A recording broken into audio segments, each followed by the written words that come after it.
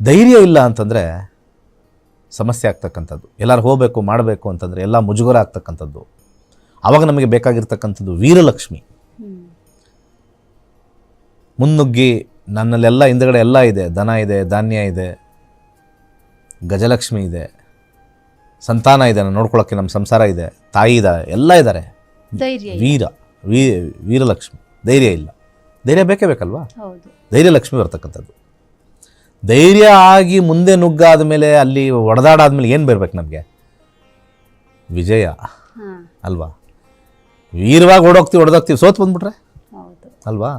ಜೀವನದಲ್ಲಿ ನಾವು ಹೋಗ್ತಕ್ಕಂಥ ಕೆಲಸ, ನಾವು ಮಾಡ್ತಕ್ಕಂಥ ಕಾರ್ಯ, ಇಲ್ಲಿ ಪ್ರಶಂಸೆ ಬರಬೇಕು ನಮಗೆ. ಪ್ರಶಂಸೆ ಬರಬೇಕು ಅಂತಂದರೆ ವಿಜಯ ಆಗಬೇಕು. ಆ ವಿಜಯ ಆದರೆ ಮಾತ್ರನೇ ಅಲ್ಲಿ ನಮಗೆ ಬರ್ತಕ್ಕಂಥದ್ದು ಒಂದು ವಿಜಯ. ವಿಜಯಲಕ್ಷ್ಮಿ. ನಾವು ಹೋಗಿದ್ದು ಕೆಲಸ ಹಾಕೊಂಡ್ಬಂತೇನಪ್ಪ, ಫಸ್ಟ್ ಕ್ಲಾಸಾಗಿ ಮಾಡಿ ಬಂದೆ ಕೆಲಸ.